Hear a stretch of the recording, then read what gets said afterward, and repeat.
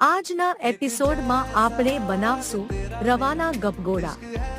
તેના માટે એક બાઉલમાં એક વાટકી રવો, દહીં અને થોડું પાણી નાખી મિક્સ કરી 15 થી 20 મિનિટ રાખી દેવું।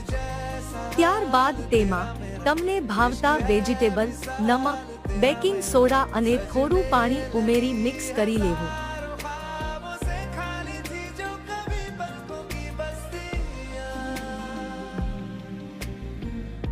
હવે એક ગ્રીસ કરેલા અપ્પમ પેનમાં તૈયાર કરેલા બેટરને નાખશું।